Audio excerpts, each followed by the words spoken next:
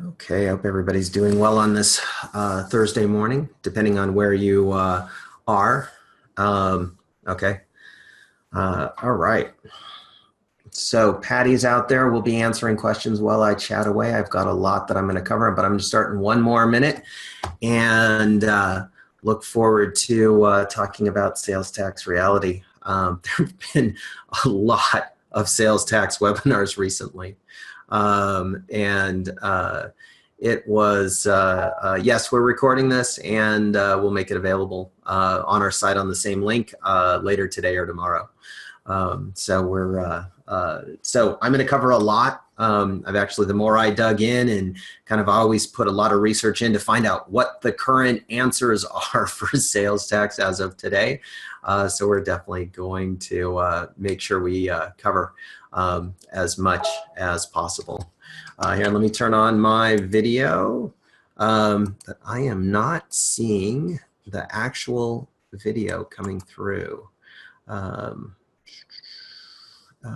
So I'm going to do that, and I'm going to see if my video comes up. Give me just a second.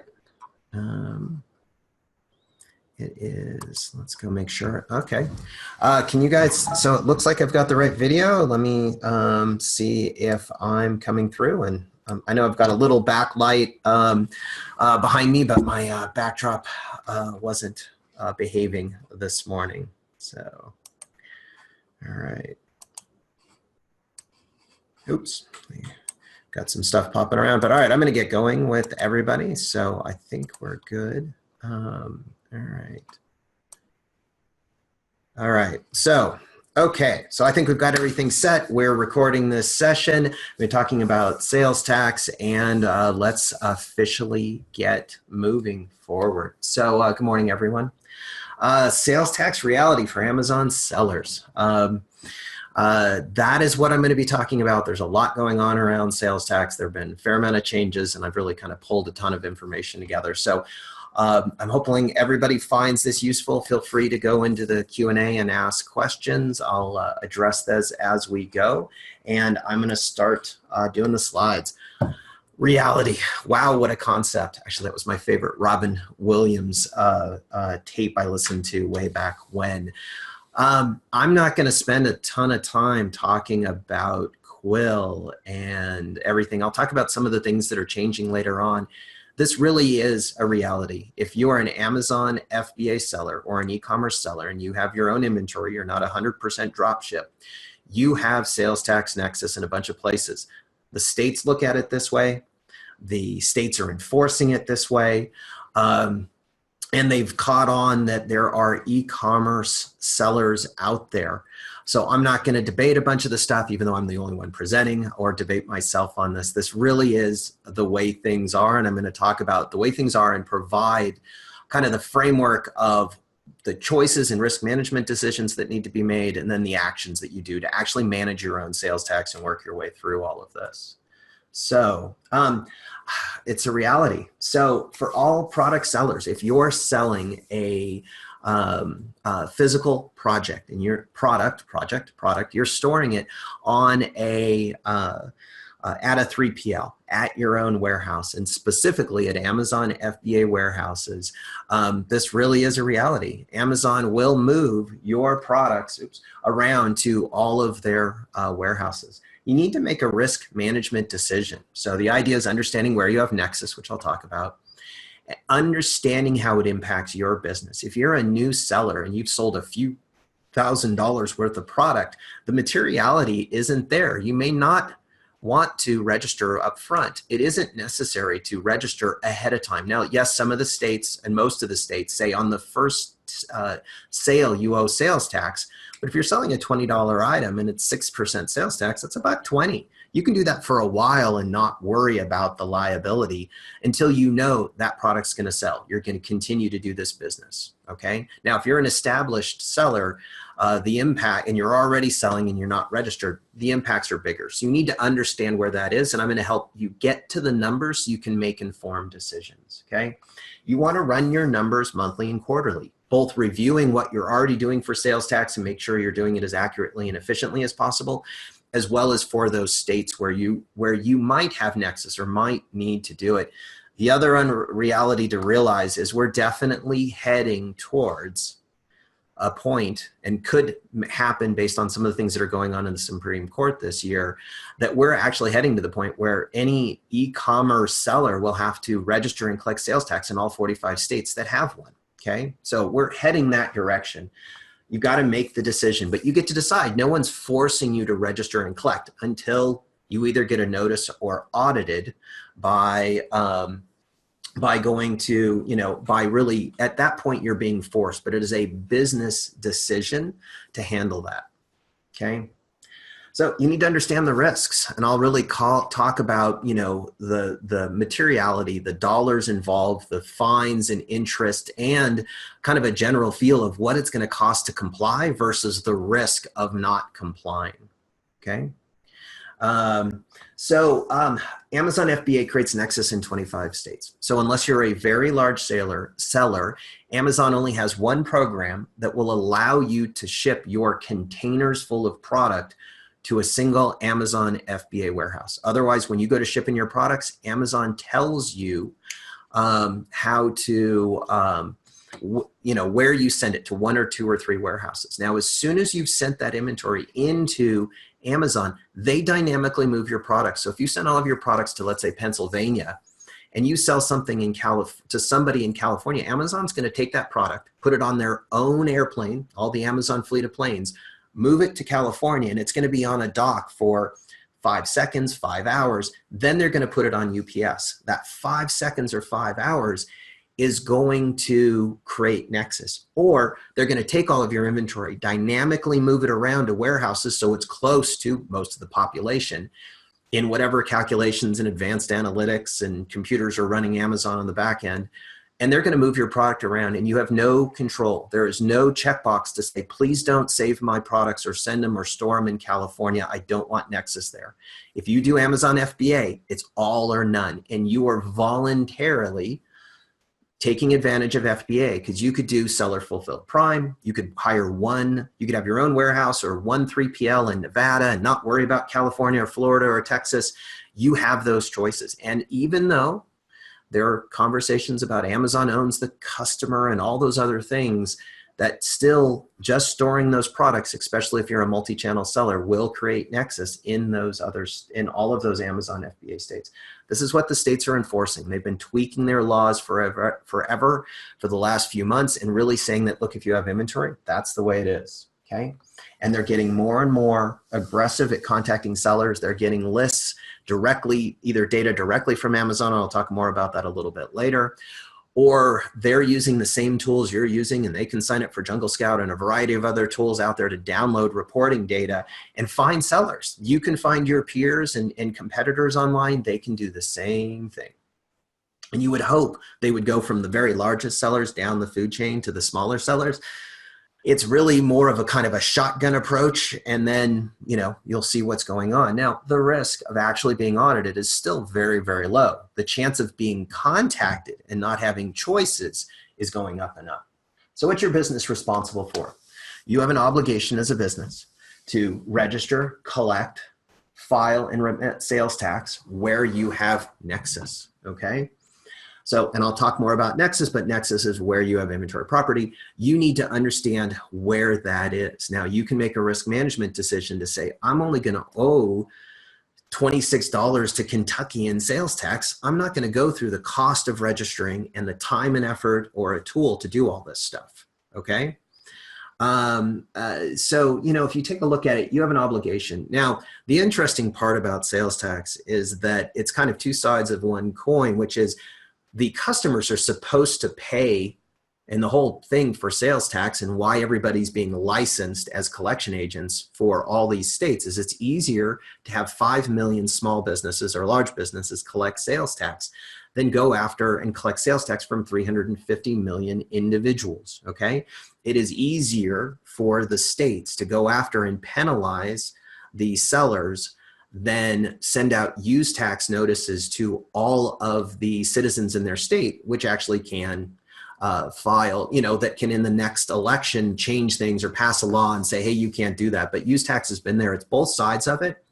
The problem is that the states are typically, and this is what they're going is, if you know in your state, most of the time there's a proposal to raise a tax, it gets shot down by the people that live there. So the sales tax entities and the agencies go through and look at all the laws they can enforce to get more money to run the government. And they go, oh, look at all these laws that we can use to go after people outside of our state. So that's generally where it's there. And the thing that no one's really watching that I'm concerned about, especially in Washington, is whether or not those states are going after the use tax from their citizens and collecting and double dipping and collecting sales tax from sellers. Okay. You can attempt to push back, but once you're in someone's radar, it's better to comply than fight. Probably one of the biggest things, and I've kind of stopped on the slide and kind of taken a tangent based on one of the questions that I got from John. Thank you. Is that what I want to do is make sure everybody's informed, prepared, and they're doing as much as they're willing to spend the time and cost and external tools to be as compliant as possible. But I really don't want, unless you really want to be, any of our clients, the people I talk to be that poster child and that person that gets first caught by Rhode Island that's doing some things, and you're the one that fights it. If you want to be the one that goes and fights it, you pay for the lawyers to fight it through Rhode Island to the Supreme Court and all of that, great. But for the most part, the job is we want to run our businesses as profitably as possible, minimize risk, and move on with our lives, okay? So, but you have an obligation to do those things. Then there are reporting laws, which I'll talk about detail. There are quite a few states that don't have Amazon FBA warehouses. They want a cut of all of this sales tax, and they're trying to do things to either get data on what's going on to go after use tax, or preferably every state's trying to find a way to force everybody to every international or e-commerce seller to be able to register, and they're collecting sales tax. So yeah, the reporting states, Rhode Island, Colorado, others, I'll go through it later, are put together laws that basically say you don't have to collect sales tax. It's not a fine, but you have to report to them. And then if you don't report, there's significant fines, okay? And it's just, they're really pushing it, whether or not it's constitutional or not, but some of these things haven't been fought up to the Supreme Court, but some of them have, okay? Now, more and more states, and I'm not going to go into this in detail because I've still, after years and years of trying, have a detailed list. You have to work with your CPAs of which states are requiring income tax or franchise tax or other tax related to doing business in that state. Certain states expect you to foreign register in that state when you register as for a sales tax licenses. A lot of them don't show and require it, knowing that 2, 3, 4 years later, if they find you, they have laws on the books to fine you and do other things. But this is an area that I'll probably over the next few months do more and more webinars as I research and talk to more tax attorneys and other CPAs on what the official list is of what those are. In some, when you register, they'll expect you to foreign register as a foreign entity, okay? Even though you're in another state, or the Secretary of State registration. Some have minimal requirements and just annual fees, and some you're gonna have to pay income tax against your profits in that state, which means you need a lot of data to be able to support those things. All right. And they're adding new things like economic nexus and other requirements. So in California, if you sell more than $500,000 in sales, they're going to expect you to basically be like any other California business, pay the minimum $800 franchise tax and other things. And these are things to look out for and constantly keep an eye on for. But I'm going to cover kind of the business and the craziness. So sales tax, do you have nexus in Texas? I just love this slide. So it is crazy. It is very painful. There's a lot of detail, and I'm hopefully going to consolidate it for you. So where do you have nexus? It's where you have property, where you have inventory. For an e-commerce business, this is the most critical. And where you have buildings and real estate, if you have a warehouse, whether that you're using a 3PL, typically customs, because you haven't taken ownership of it, that isn't technically required for Nexus.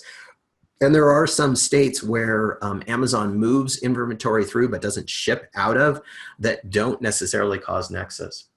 So where you have employees, where your employees live, create nexus, both for paying payroll tax, and that also creates sales tax nexus. It's one of those things. Are you on the radar for that state? If you're paying payroll tax in that state, and they go, hey, are you doing business and selling product? Wait, and you say, I'm registered going forward. And they go, wait, you've had employees here for 2 years. If those departments talk to each other, some states, those departments talk to each other all the time. Others, they're at odds with each other and don't share any data at all. I do not have a list of which states are better. We know which states are more aggressive, like California, Pennsylvania, Washington, and others. But I don't have a list of which states don't get along well. Where you have sales reps traveling, if you have traveling sales reps, and you are actively doing sales in those states, that can create nexus as well. And this isn't a whole list. This is kind of a focus on e-commerce sellers. The other one is affiliates and bloggers. So if you have a great affiliate program and you have affiliates in all 50 states and bloggers doing stuff and you're providing them a commission or some sort of fee or whatever, they're creating nexus for you. So you might already have nexus in all 45 states. And what you'd want to do is analyze the data, look at the liability on every state, talk to a sales tax SALT expert, and go from there. So how do you figure out where did Amazon first send your product to that state that created nexus for your business? Okay. There's really, 3 ways. One, you can pull the Amazon FBA inventory report, history report at the end of the month and go back each monthly report in time to the day you first sent products to Amazon FBA to figure out what that report is. The other thing is you do want to look at those Amazon FBA reports. That's the report that many of the sales tax auditors in the states know about and will expect. So you'll need to know those reports, be able to download them and share them. But there's a better way.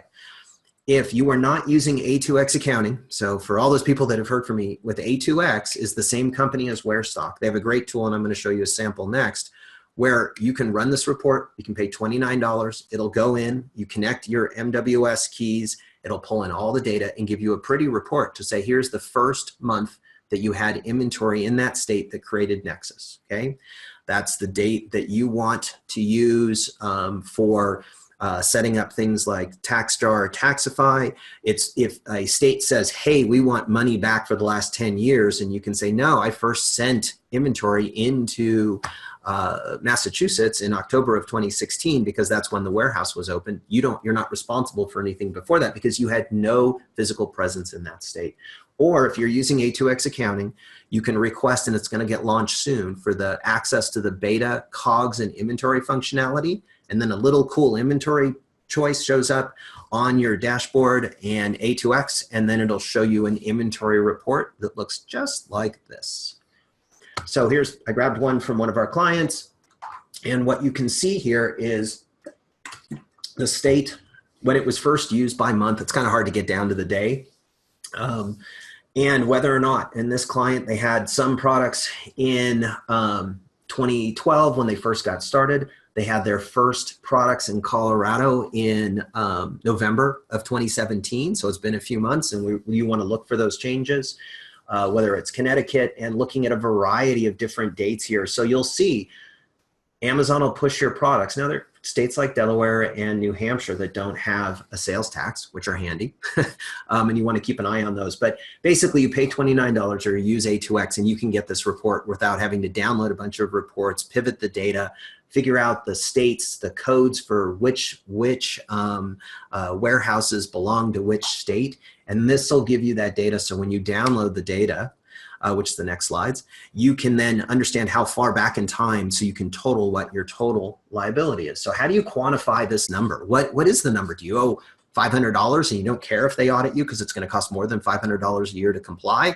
Or do you owe $30,000? So you got to deal with the nexus. In general, what happens is it creates, if you just want a rough number to know off the top of your head where that stands, it is about $6,000 to $8,000 per $100,000 in sales. Okay, and that's based on 25 states, based on population. I've got some calculations that do some rough numbers to get there. If you do want to email me for that spreadsheet, just email us or ping us on Twitter, and we'll kick you that spreadsheet that'll let you just put in and say, hey, I did $3 million worth of sales.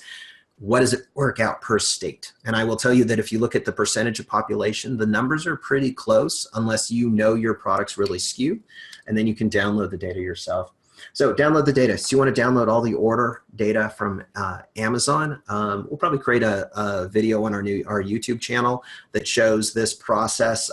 We've got probably not really soon, but the idea is you download all of your order data and then pivot by state. But you have to be very careful because when you pivot the data, you might have California or capital C, capital A, or capital C, lower a, period, for California. And you've got to go through and jump through a bunch of these hoops until you get clean data. Okay? You want to make sure you include all of your sales. So I cover this a little bit later, but once you're registered, you have to collect sales tax on every order, whether it's in person, on Shopify, on eBay, on Amazon, and every order, once you're registered, you are obligated, unless it's a tax exempt B2B order and you have a tax exemption certificate, okay? You want to calculate the total. So pull all this data together, total it by state, okay?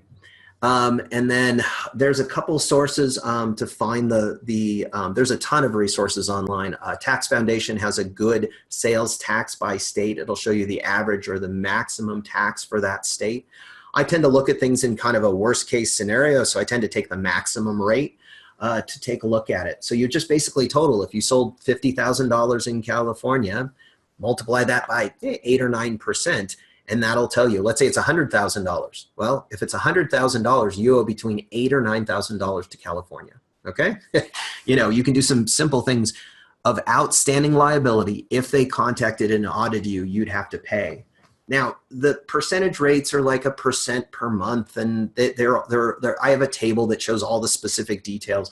But in general, if you're looking at figuring out your outstanding liability, if you owe $10,000 in tax that wasn't collected, you probably owe close to $12,000 to $15,000 after you have late filing fees, interest, and penalties. And it can vary per state, but if you're looking for the worst case, how much money should you set aside in case they audit you, these are the numbers you want to see to help you decide what you're going to do, okay? So get a drink, sit down, then look at the totals, okay? And use that information to make a decision and decide anything under $1,000 in sales tax owed or anything under $5,000 in sales tax owed, you're not going to register. That is a valid business decision. You would only be audited typically one state at a time. More and more states are sharing their information with each other, so it's possible you could get audited by one and then another and then another. But you want to know those numbers. Otherwise, it's just this big scary number and you don't have any specifics to make a decision as to whether or not you register in one state. And everybody should be registered in their own state where you're driving on the roads and doing everything else. And then your approach to the other piece, okay? So you've got these numbers. Now what do you do, okay? Take those numbers and how you make that decision, okay? If you're registered already in your own state and all the states where you have Nexus and you're on top of all your compliance, great. Keep making sure you collect the right amount of money. Make sure you pay in what you've collected.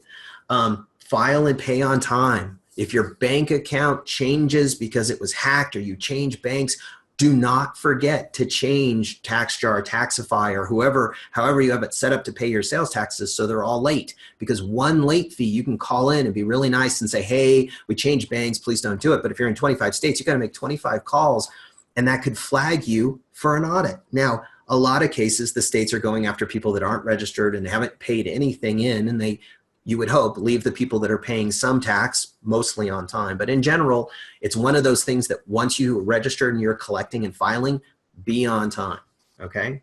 And then save all the data. Save the data so you have it if you close the business or if you're audited, and save all the documents, and take notes on any calls when you call in. Now, if you aren't registered anywhere or everywhere where you have Nexus, okay, then here's what you need to do. And this applies to US businesses, international businesses, whoever is storing products in a state creates Nexus. So here's the official approach. This is the legal, official, the right way if you want to know the right way to do it. And I'll talk about a few of the other options too, okay? Decide. okay, where you're going to register, okay, where you think you might have nexus coming up, and you might, you know, where your business is expanding to if you're making changes, okay. Some of the reasons for doing sales tax, other than it's what you're required to do, it's something it means if you sell your business, you don't have to worry about that obligation either sticking to the owner or impacting the ability to sell the business. If you can't sleep at night, or you don't want to get caught and pay a bunch of money and you don't want to have control over the process, okay? So if it's under $20,000, okay, so 5 states you owe $3,000, $5,200, and you decide you want to comply there, this is the where, and I'll talk on the next slide on if you owe more than $20,000, the right approach, okay? Call the state and let them know your situation. They might have a program, okay, that you can take advantage of. They might say no, and they might tell you, do exactly these 5 steps. Don't just assume and log in and start doing stuff. Talk to them. You're about to comply. You've just decided that you're going to comply. Now, you can always call anonymously and call from a different phone and give them a different name and ask and be anonymous about it. And this is if you're doing it yourself. I will talk about partnering with a sales and local tax expert. You can have somebody else do this for you as well and contact them anonymously. The other thing about states in here, one, be nice.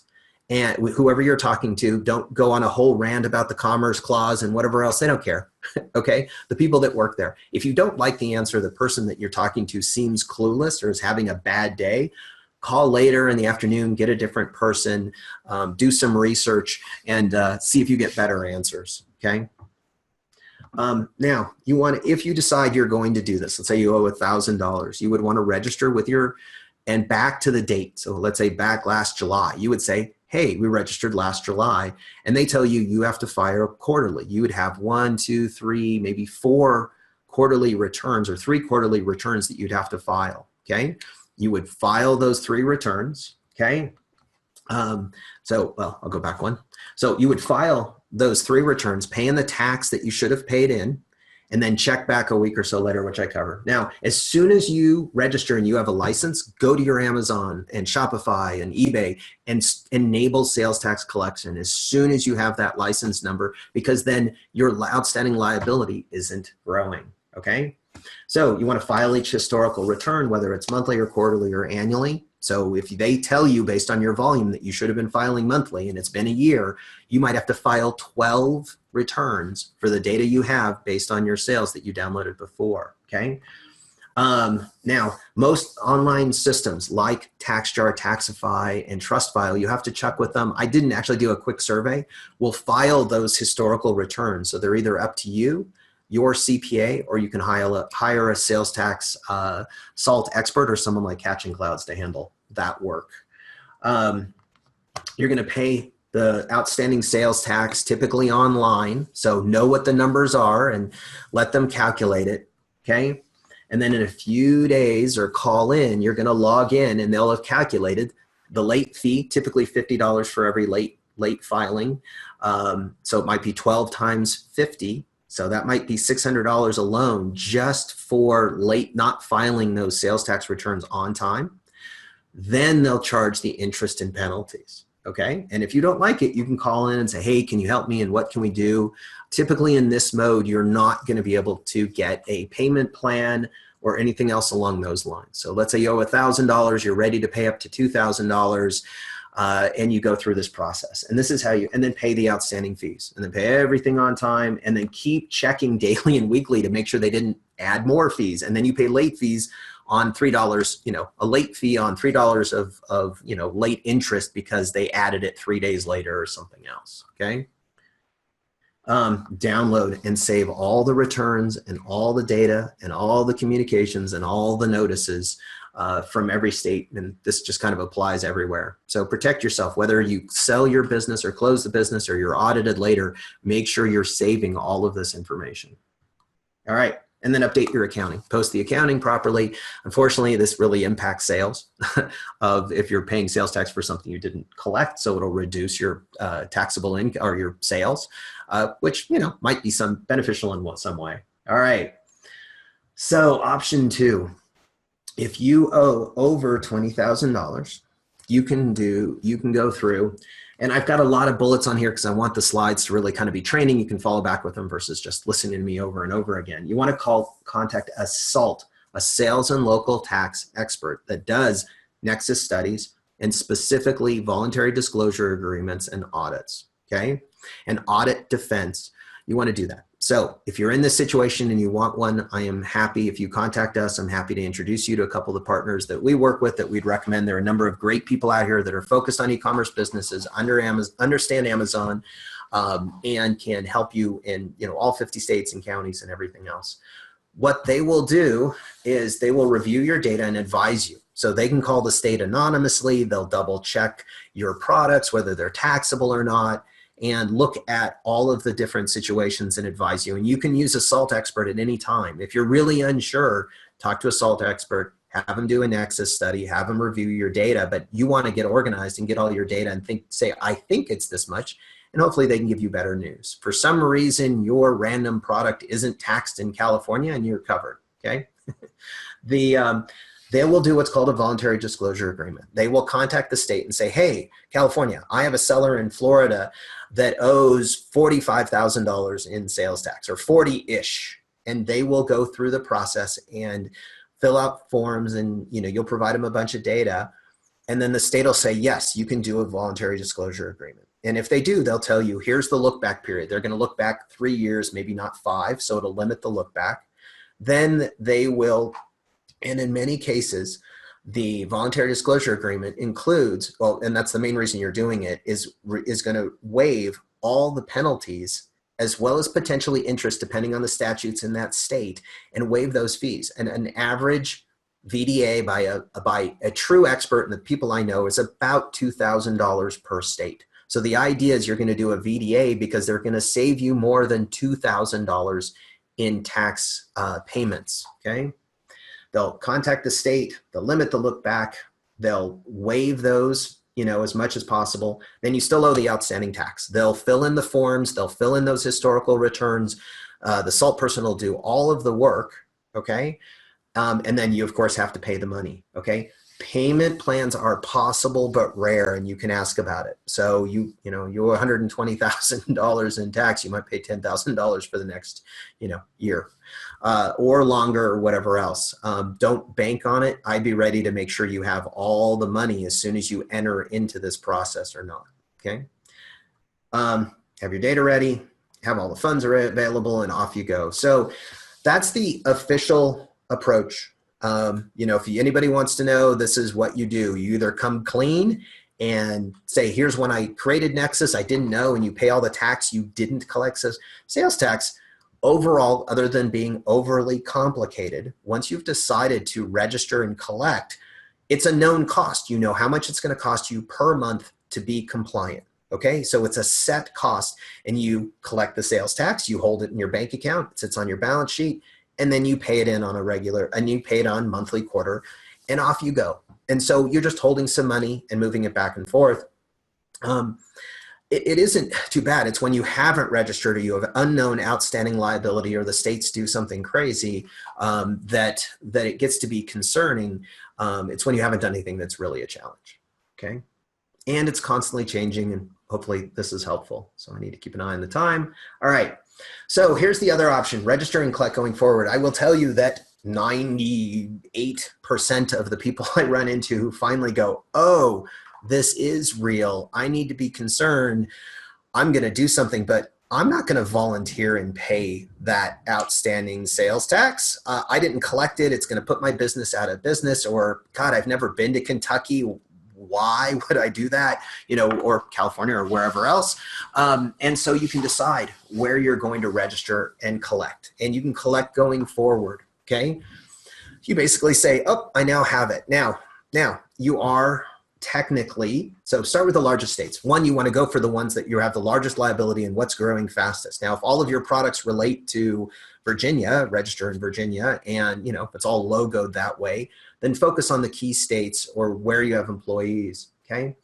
You want to look and over any threshold that you're really not wanting to pay, or you just don't want to grow, or if it's under that, you don't register there, okay? Now, your liability won't grow. It means that number that you calculated that you had a heart attack reading or seeing isn't getting any bigger. Now, there are a few risks with this piece. It is technically, well, actually it is, fraud. You are lying on a government form saying when they ask you was when was the first time you did business in the state, okay? Now, you want to be careful because if you've had employees there for 2 years and you say you're collecting sales tax going forward and they ever compare those two, they'll possibly be able to catch it. Now, keep in mind, there were 400,000 new Amazon sellers last year. The sheer volume of people out there, the risk and the potential of actually being audited is still very low, okay? But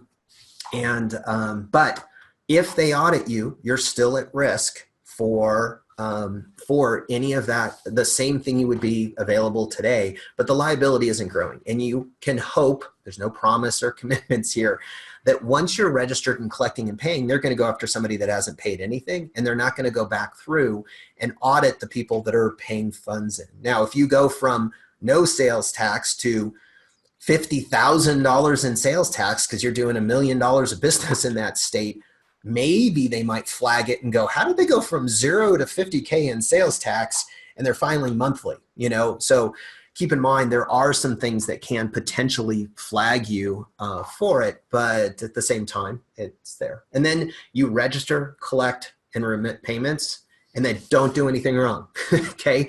File on time, pay everything in, respond to any notices, do everything right going forward. Now, you could do nothing. Okay, this is a choice that many people choose. One of the reasons too is you hope that all of this is going to get cleared up with some national law and Marketplace Fairness Act 345 or whatever. In general, a federal law wouldn't change all the states' laws, and it wouldn't necessarily make them. So it's the riskiest and potentially costliest approach. Keep in mind that the states can look back, you know, years and years and years. So you could sell your business off or declare bankruptcy, and all of these things, you know, because they're the government, they don't get cleared out in bankruptcy. They don't get cleared out if you sell. Depending if you do an asset versus an equity sale and how you structure your sale, you possibly could pass on the sales tax liability, but you sure better disclose it. Otherwise, you know, that buyer could come back and sue you, or the states could come after you. So the risks that you get caught in an audit, you get a notice from a state, and there are quite a few people that are out there that say, look, you know, I want to close this business down and I just don't want to worry about them coming after my retirement funds, you know, 2, 3, 4 years later when they get all their data all caught up. You know, it's your choice. But if you decide, it's still very low based on the number of sellers and everything else. I'll tell you that this is a risk management decision based on what it's going to cost you versus the cost to comply and move forward. But if you haven't been collecting, the cost can be pretty high.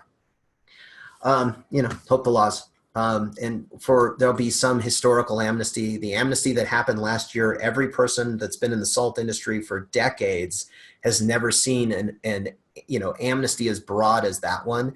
It may never happen again. Okay. And you won't know until it happens. And only, I think 732 or like 700 businesses took advantage of the amnesty program. So it wasn't like 10,000 people did, and they're still working their way through the backlog on that. So it's not something the states like to do because it creates a ton of work for them. So, you know, your liability of uncollected sales tax, the interest and penalties will continue to grow. States don't mind when they send out notices for the people that shred them and ignore them because they've put you on record, and they know that if they don't get around for you for 2 years, then you're going to owe that much more tax and interest and penalties. So, you know, it's one of those things. They'll go after the larger sellers and whoever they do. So just keep that in mind. It can stick to the business owner even after sale, and I've covered that. So I kind of know the slides in my head and do them in a different order. And it could impact your ability to sell the business. A savvy purchaser, investor, whatever could say, hey, what's the sale? You know, do you have any outstanding sales tax liability? And you should disclose it. And they might go, no, even if it sticks to you, they don't want to deal with it. Or they might ask for those funds to sit in escrow for years or whatever else. It might make the deal either not go through or not be something you want to do. So that's probably one of the key reasons. And if you can't sleep at night, then you really should clean everything up. All right. Yeah, so sometimes it follows the Amazon account. So you want to be careful if you're buying an Amazon account and buying another one or another brand, and make sure your lawyer structures it properly and that they've evaluated, the laws in your state and their state and the current state of things to make sure it's done right. Okay, so, and reminder, just an easy number for every $100,000 in sales going back in time, at least from back to the point where you started using FBA, it's $6,000 to $8,000 per $100,000 in sales. Now you might go, I've only sent $10,000, it's 600 to 800 bucks. I don't care about that. Cool, that's the idea. I just want to make people so you know at what level you're at, what you need to decide to do. All right, I'm kind of looking in the form. What do you do if you get a notice from a state? Panic, hide, bury it in the background, in the backyard. What do you do? Okay. Contact a SALT expert or a CPA. Okay. You can look online. TaxJar's got a phenomenal blog. They have stuff talking about what you do. But at that point, you really kind of want to stop and talk to somebody. Both the SALT expert or your CPA can contact the state anonymously. You'll see if they're phishing and they sent them out to hundreds of thousands of sellers, whether or not you want to do it. And one of your options is to ignore it, okay? Because you are one of 10,000, 100,000 ones they sent out, okay? And you can follow their advice. They might be able to do something. But you want to be aware ahead of time and know your numbers to know, California reached out to me, I owe them $8,000. Okay. So you want to know that number before you get into it. Okay. Now registering going forward in a voluntary disclosure agreement for the most part are off the hook, are off the table. Okay. So if they're contacting you, they know you've been doing business in Amazon in their state for some time. They may not know the first official date, but they know something. Okay. And you don't know what that is. This is not the time to get caught in a lie. Okay. Because then you've got fraud and extra fees and challenges and other things that can go on. Okay. You can do nothing. Most people go, I get these all the time. I know people that have talked about it and get them all the time. Some SALT people will say, nah, just ignore it. But the world's changing a little bit. Okay. Hope they never get back to you. Okay. But interest penalties and the sales tax you aren't collecting continue to grow. Okay. You could respond to the notice, okay? Do what the state requires. Don't lie. Hey, we expect you to register back to 1117, okay? Now, you may have Nexus back to 1116. You'll go, okay, I can register back to 1117, okay? Call in and ask. If you have questions, ask, okay? Some of these letters are vague or poorly written or whatever else, okay? They might have data or have done their own research. Probably option number one, under 20K above, okay, or 10K or whatever that threshold, and you can work with the SALT expert anytime you want. Catching Clouds does not do Nexus studies or audit or VDAs. Okay, we have partners that do that. We're all about the sales tax management piece and the logistics and the other part of the session. I really got to keep going. I've got a lot of slides. Okay, oops. Oh, I didn't have a build slide on this one. So what do you do if you're audited? You hire a sales tax audit, get your data organized, which you should do ahead of time, and then answer all the questions fully and honestly. Oops. And go through the process and expect to pay. Okay. So now, I don't have this on the slide, but I'll talk about it now. What can the states do? Once you're really on their radar, they're contacted you, you're assigned to an agent, and they're doing it. It is an administrative process. If you completely ignore them, they're just going to go through their own process, submit it to an administrative judge. Okay. You don't have to be in court. You don't have to be involved at all. And they can submit it to collections and go after you, and go after your business assets or the owner's personal assets. There's tons of blogs. It's basically, they can go after it, and it's like, real collections, and they'll attach accounts and then suck all that money. Okay. And they might audit you and say, you owe $100,000 in sales tax, but you only owe 10. Okay. You don't want to ignore an audit. You want to go through it and go through the pain and say, oh, that happened. And then decide from that perspective, because you lost the audit lottery, that maybe you should start doing something in the other states or not. Okay. And it's a little more difficult if you're an international business for the states to go after them. But if you have a US entity or a US bank account, they absolutely can do that. Now, the big question that we've started to ask, and I don't want to get into total fear, uncertainty, and doubt, is there a point where States like California or Washington, the more aggressive ones, would go out and seize inventory from an Amazon warehouse. Okay, could they give us order to there? So it's one of those things we're talking about. Have the states got there? I've not heard of anybody doing this, but that's the big factor, is that they could not only just go after bank accounts. So the question is, if there's quite a few Chinese sellers that have moved into the US that are competing on everyone's thing. If they found all of these companies that aren't there, the only thing the states could do is go after and seize the inventory. Okay, so interesting things. All right, so that's all the ugly stuff. How do you actually manage this effectively? And here's the process that we use, and how you can do it if you're doing it yourself, or you're overseeing your CPA or an employee or an outsourced service like ours. What should they all be doing? So the first part is registering. It's not a fun process. If you're going to do it yourself, plan for about 1 to 4 hours per state. Do not automatically register with the Secretary of State. For California, there's a trick. You'll get to a certain point where it asks you to register with the point for register with the Secretary of State. You can call into the Department of Revenue or Board of Equalization or whatever they renamed it to and say, hey, I'm signing up, but I'm a foreign seller. Please uncheck that box. And then you can log in the next day and then continue to register without registering with the Secretary of State. Most SALT experts can register for a sales tax license in most states. Sometimes you have to use the paper form without registering as a foreign entity in that state. Okay. Check with your CPA. Some states require the foreign registration piece. Okay. Or you can outsource the registration. Most SALT experts, not catching clouds, because we'll do a lot of this work and I geek out on all of it, but I'm not going to do everything. We have a great partner sales tax system, which you can pay them an annual fee and they'll walk you through the steps to do it yourself and narrow all that information per state, or you can pay them to do the registrations yourself, plus whatever state fees, okay? Budget about $200 per state between paying $100 or your time or $20 or $50 fee or a registration fee here and there. Just plan about, so at 25 states, yes, that's $5,000 to get registered. I mean, you know, pay your kids or teens or somebody on your team to spend a week doing that, you know, depending on what you want to do. Save all of your logins. Make sure you follow through the whole process and get to the online login.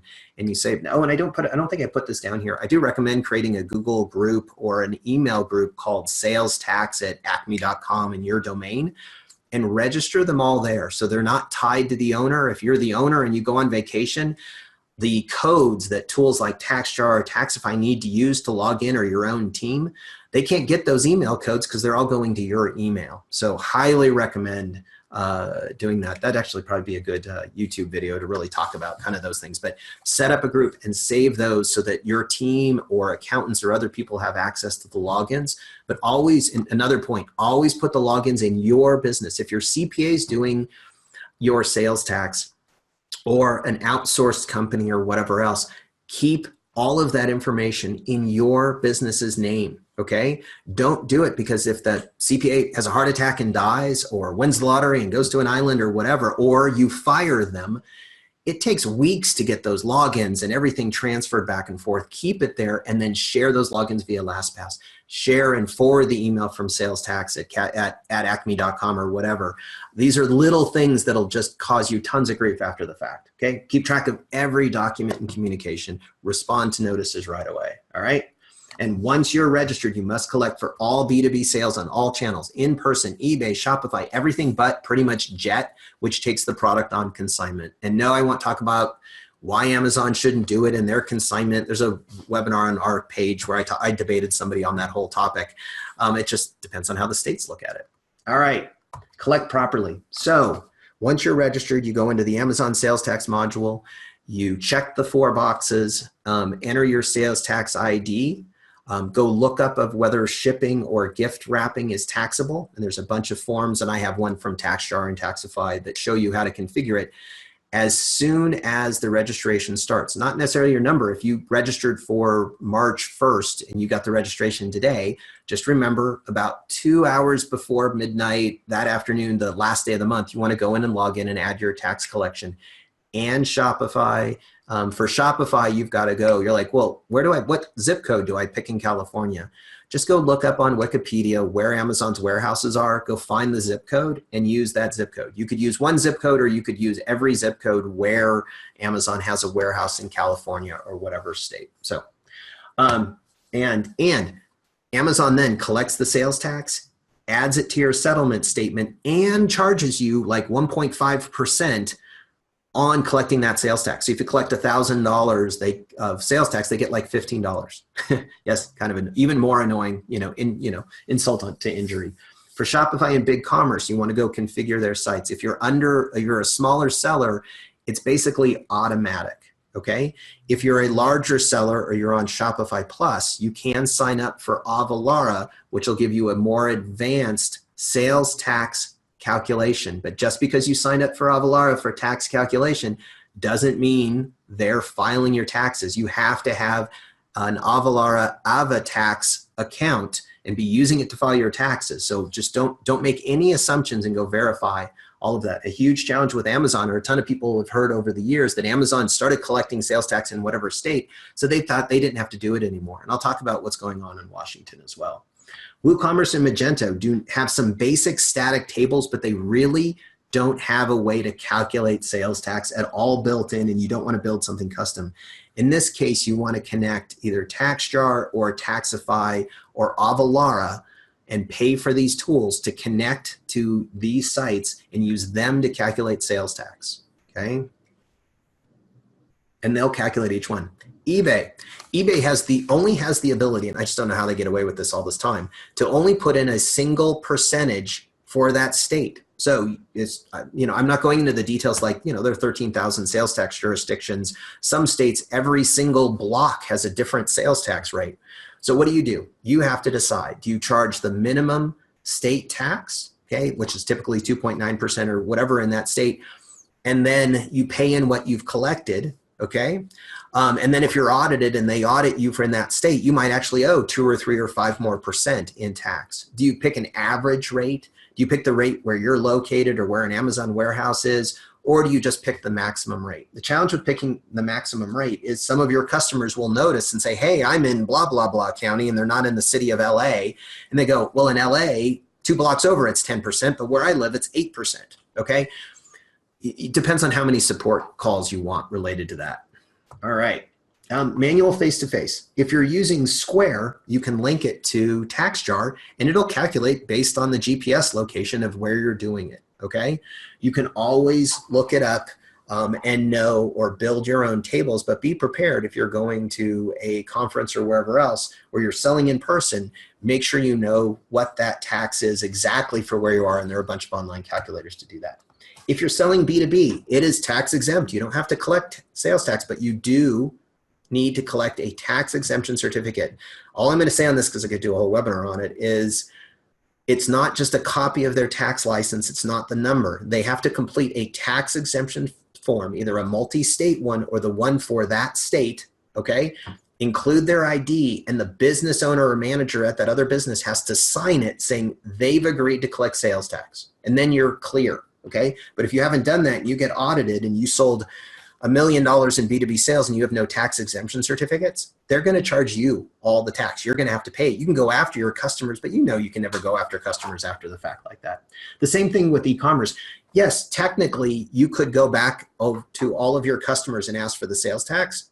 It's a great way to never have a return customer. Okay, it's just not practical to go out and get 3 cents, 5 cents, $2, $20 in sales tax from tens of thousands of nameless, faceless, B2C customers. All right, accounting note. The funds are collected and being escrowed by your business. So you are holding them. You are a temporary custody of these funds.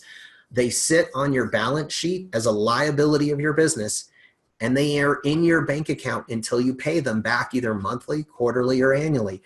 Keep track of this. Now look, if all of yours are annual and you have $20,000, you basically have a $20,000 no interest money that you have available until it's due, okay? So make sure you're aware of what these funds are, because if you don't pay them on time, you can get audited. Even if you did everything right, it's a pain in the butt.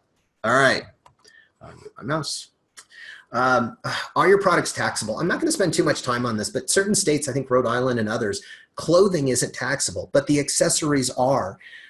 There are all these different rules. Some states, you know, baby formulas taxable in one state and not other, taxable in one county or another. Okay, so you can do your own research. If you're selling only clothing and the state says all clothing is not taxable, you don't have to collect sales tax on those sales. But if you're selling accessories or anything else, the other thing is, oh, well, it's not taxable. I don't have to register in that state. Okay.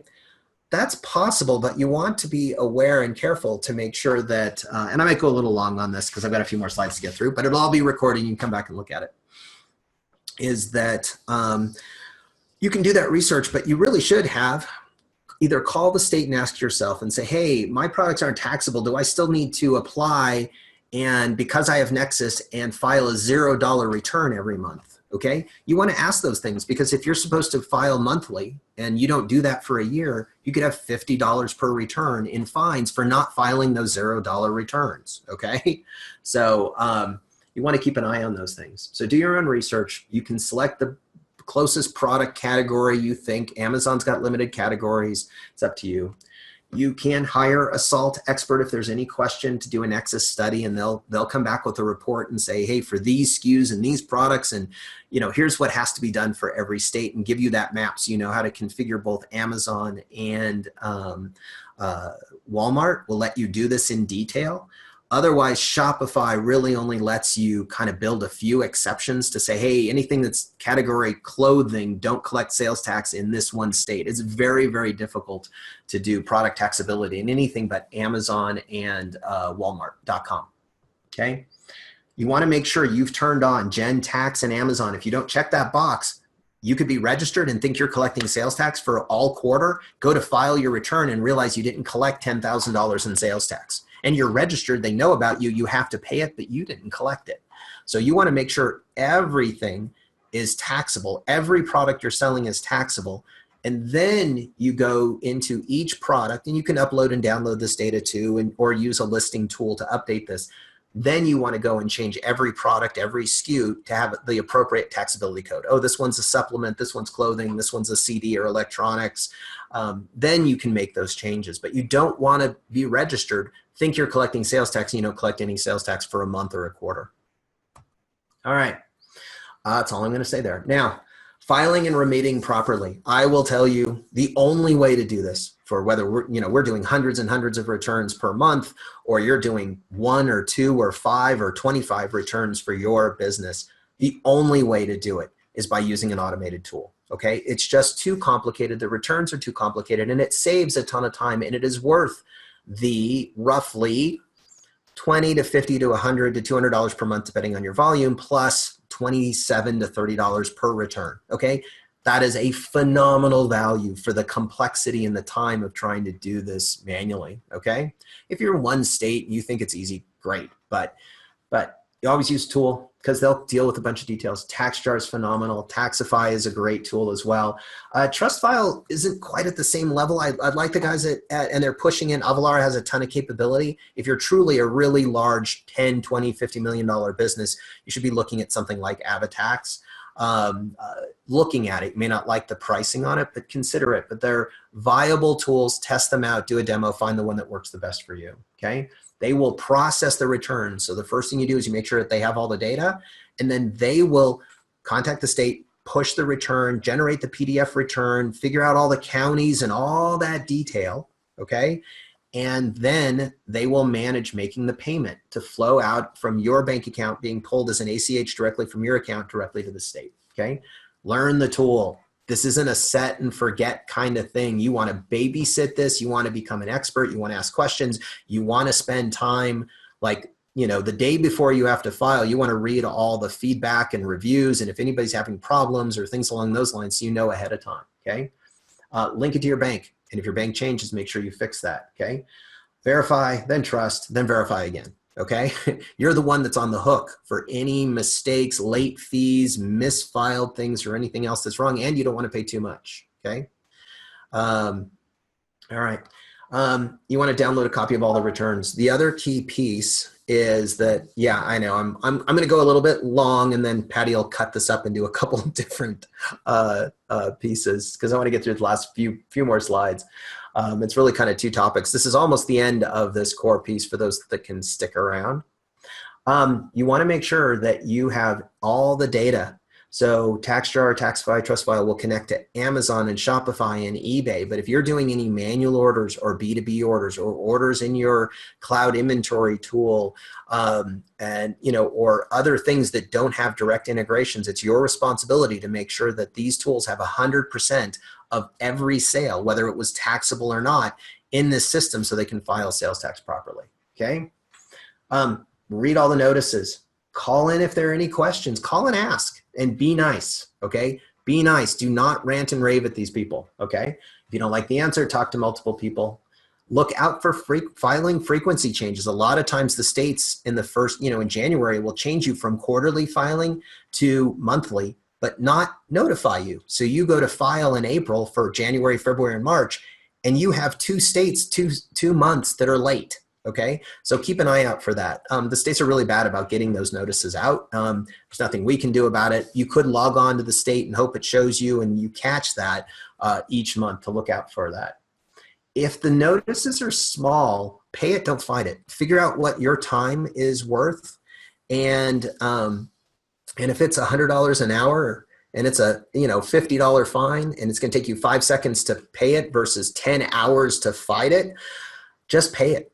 Okay, and if you think you owe the state $5,000 and they say, well, we look and you owe $1,000, you could pay them the $1,000 and then it's done and you can move on. All right, so that's really kind of the end, and I should have blocked out an hour for just that. That's really the end. I'm looking for any questions. I'm happy to answer any questions of the basics on liability, calculating everything, and now I'm going to go into the changes of what's going on and what's been happening over the last few months. So if anybody has any questions, feel free to type those in or pop them into chat. Not that there are that many people left, but still. All right, so let's talk about changes. There are a number of states that have created these notices, and it started with Colorado. They created their Colorado Amazon law. Before Amazon had any warehouses in Colorado to create Nexus for external FBA sellers, is that they're like, wait, we need to know, we want basically all of these sellers to tattle on our citizens so that we can go after use tax, okay? That's not really what they're trying to do. What they really want to do is, instead of having everybody report, what they want to do is get everyone to register and start collecting sales tax. So they get the money, they don't have to bug their citizens, and off they go to the races, okay? So that's kind of the big change that's going on. Since it's working for Colorado, there's about 5 or 6 states that are doing it, and more states are going to adopt this approach. So the reach of changes. Amazon sharing data with Rhode Island. This happened in the last week. We popped it out on our list. Everybody's noticed it. Wait, what's going on? And then it was like, wait, Amazon doesn't have an FBA warehouse in Rhode Island. What are they doing? They have one of these notice and reporting laws. And Rhode Island has such a small percentage of the population, but what they do is they want the tax revenue, okay? So what you're going to do is, and basically what they're trying to do is get everyone to register, okay? And the thing is, and I'll show in the next slide, the fines are pretty huge where the cost to comply is a known quantity, okay? And just like all these rules, you can take a risk management approach, but what is Rhode Island gonna do? Are they gonna send an email or a letter to every Amazon FBA seller, put them all on notice, okay? And I'll go with that in more detail. They provided information to Massachusetts, including the value, what Amazon guessed of your inventory in their warehouses, okay? Now, Amazon opened the warehouse in October of 2016, so you're not looking at 5 years of people being in Massachusetts and doing business, but the data they're sharing. Amazon is collecting all sales tax in Washington, and Etsy's doing it, and Walmart is going to start collecting sales tax. So that means that Amazon collects all the sales tax for every sale in Washington and then gives all the money to the state of Washington. That doesn't change If you have Nexus, if you have products stored there, you have Nexus. They expect you to file a monthly or quarterly return, even if you're an Amazon-only seller, and then pay in Washington what's called a business and occupation tax. I think it's quarterly. I think it's quarterly. We've just started taking care of it for our clients.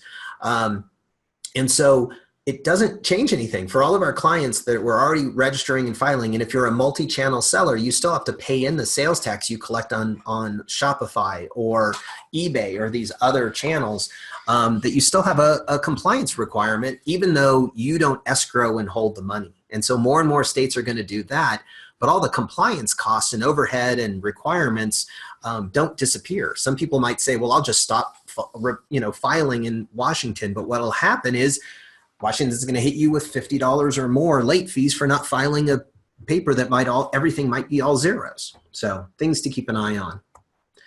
All right, the Colorado Amazon law, the reporting law, it went up to the Supreme Court twice, okay, and was not heard by the Supreme Court, okay? Now, the Supreme Court I think this is the one from South Carolina or North Carolina. Anyway, there's a whole bunch. I've got a whole list of them that I'm tracking, that they've gone up and they're challenging Quill. I think that we'll hear either this late spring or summer. We'll start hearing the arguments, and the Supreme Court are going to decide. Now, they could either really strengthen Quill or keep it the same, or they could just destroy it. And if they get rid of it, because it was done in mail order catalog days and now it's e-commerce days, if it changes, it could remove all the limitations and all states could go after sales tax, okay?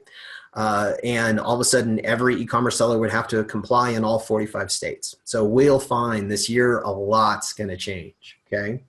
And then South Carolina is suing Amazon, and they're going back and forth. I think something happened yesterday, but these are things that can impact you. If you're already registered, you're collecting and filing on time, you don't have to worry about it. Things more than likely will get worse than better, or more complicated than better through all of these changes, but we'll just have to see.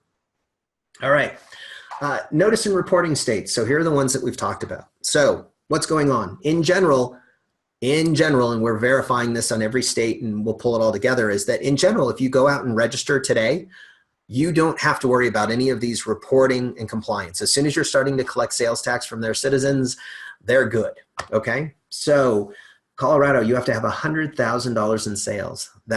In Colorado, that's about, based on population, $4.5 million seller. So if you're below a $4 million seller, unless you're selling Colorado-specific branded products, you probably don't have to worry about this law once you're below those thresholds. Now, Louisiana, it's $50,000 in sales. I looked it up. It's more than Colorado. I think it's 7 or 8 million.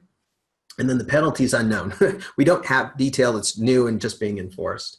So the next one, Pennsylvania, it's $10,000 in sales. The minimum penalty is $20K.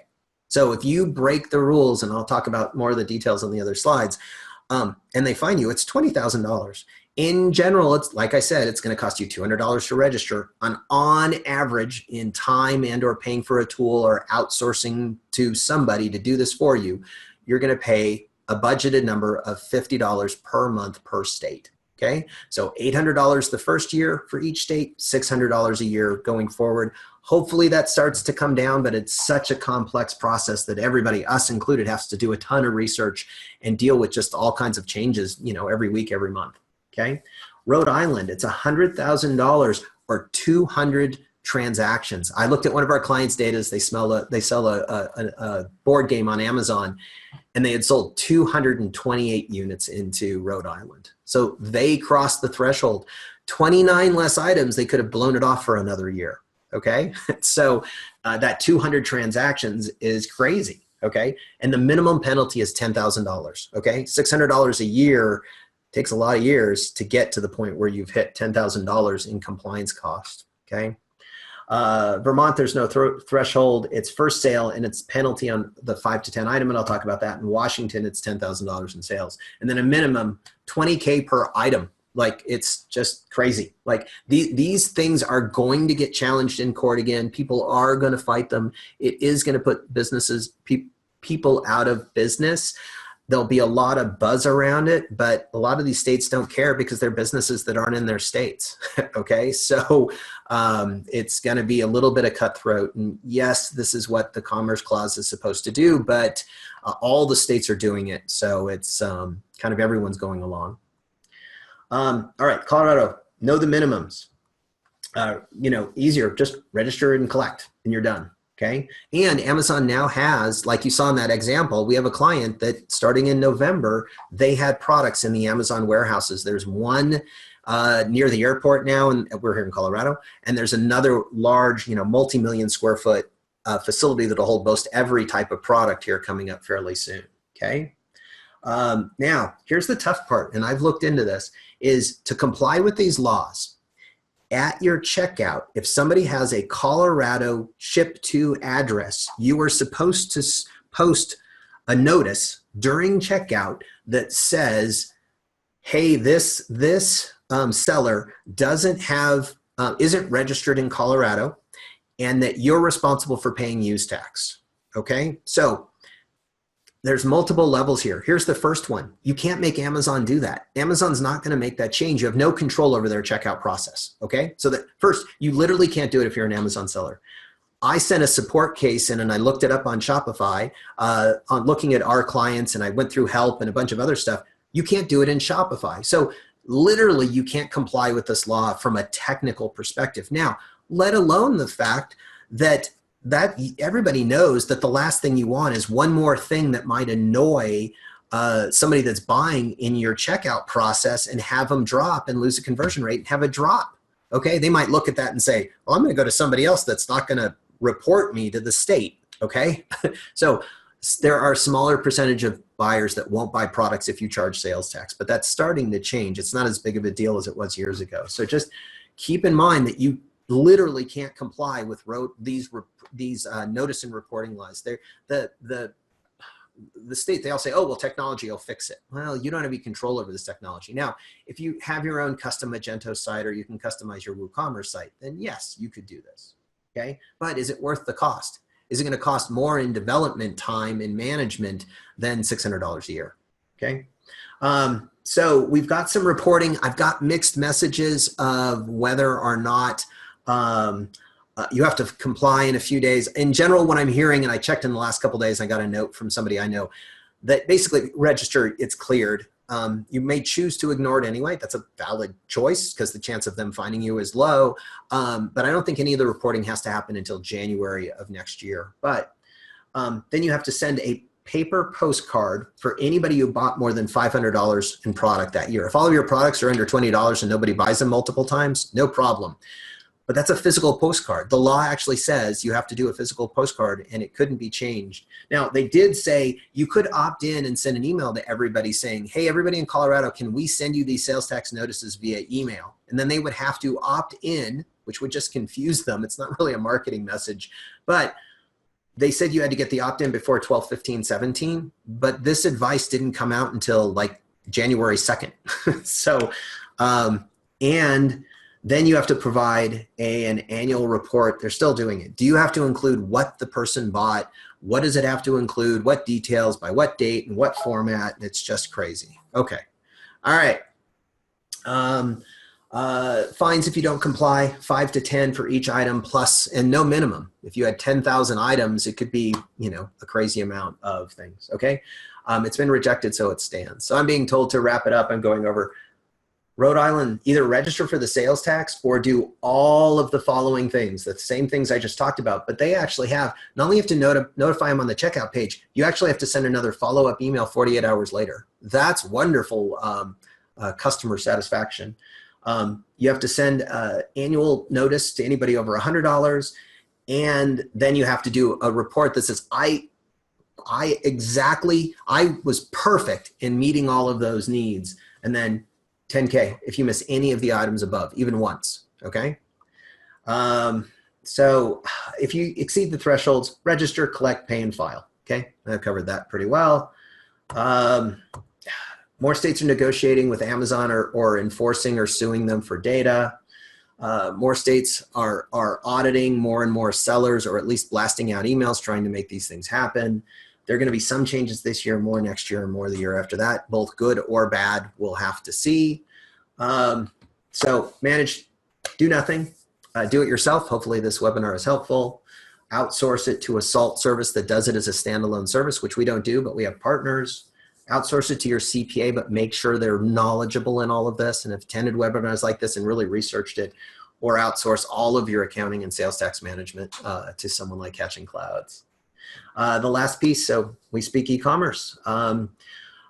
Catching Clouds does the, we provide an outsourced e-commerce department for million-plus sellers. If you're in that 50K plus to 100K per month, we're definitely, if you're looking at growing, we're a great solution for you. We also include sales tax management. We do everything but federal and state income taxes, and we have partners for that. Or we have our YouTube channel, which a ton of great information and new videos every week, as well as our Catching Clouds Academy, where we have online accounting for Amazon and accounting for Shopify training, and that'll continue to grow. And if you're going to be at Prosper, you want to go to Vegas in a few weeks, we will be there with a booth. We would love to see you there. Take advantage of our discount and sign up. It's a great event. It's in my opinion, the top Amazon seller event of the year. And then I will see and we'll be there. And if there's any questions, but I haven't seen any in a while, so I will wrap up and keep Patti happy. If you think of any questions, feel free to contact us. Otherwise, thank you for your time.